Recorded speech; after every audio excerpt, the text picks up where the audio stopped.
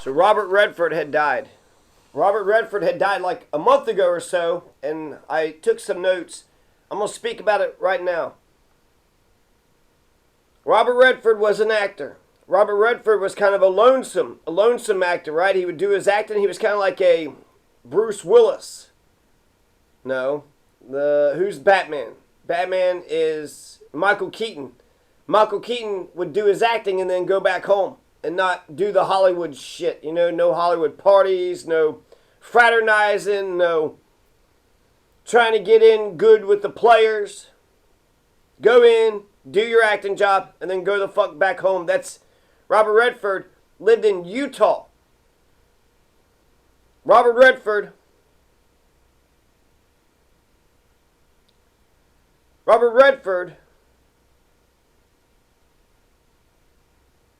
had played in a bunch of good movies. He was Butch Cassidy in the Sundance Kid. He was the Sundance Kid.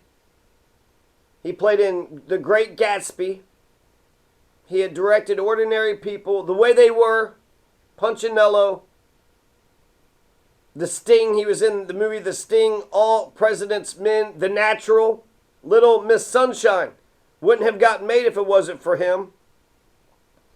So we got to separate two things. There's Robert Redford, the actor, and then there's Robert Redford, the Sundance Kid.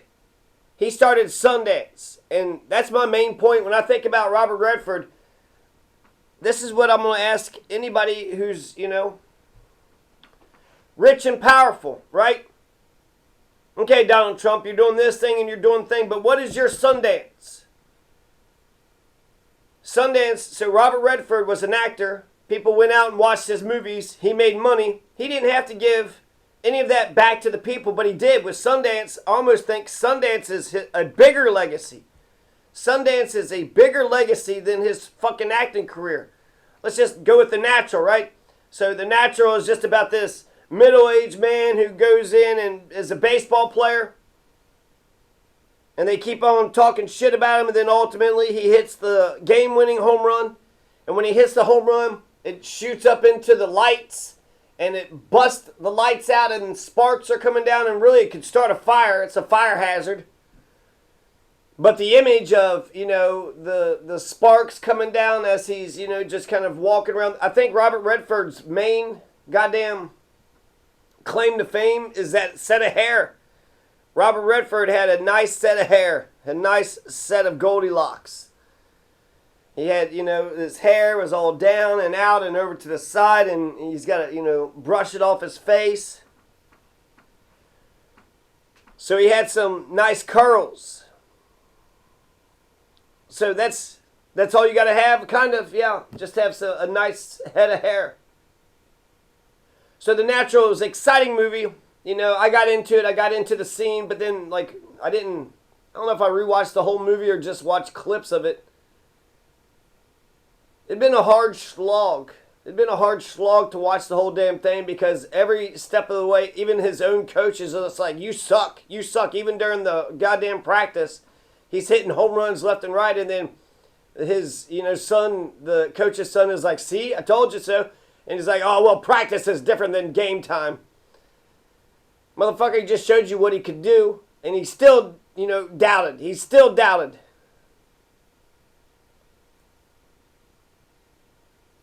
So that's fun. That's exciting. But ultimately, it was kind of like, oh my God, who gives a shit? I've seen better baseball movies, The Sandlot was a pretty good fucking baseball movie.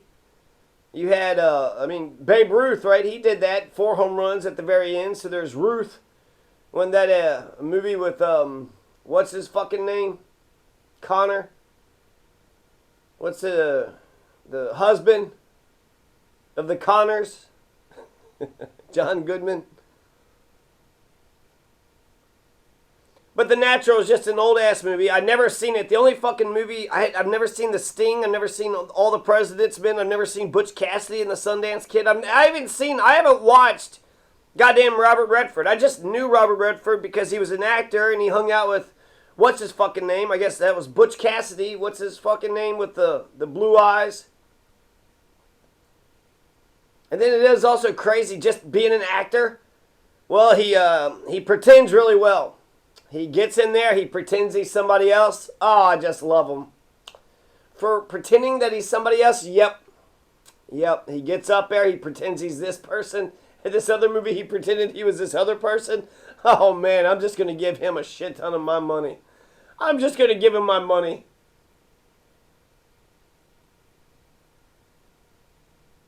So, ultimately, when you think of Robert Redford, what is your Sundance? Sundance, okay, so he's an actor. The Natural's kind of an okay movie. But really, actually, it's kind of a shitty movie. It's kind of a stupid movie. It's a dumb movie. I mean, you had, what's that fucking name? The guy with the pitcher. Pitcher's got a big butt. The guy breaks his arm and he just fucking throws fast pitches in the middle of the game. Angels in the Outfield. Angels in the Outfield was an awesome fucking baseball movie.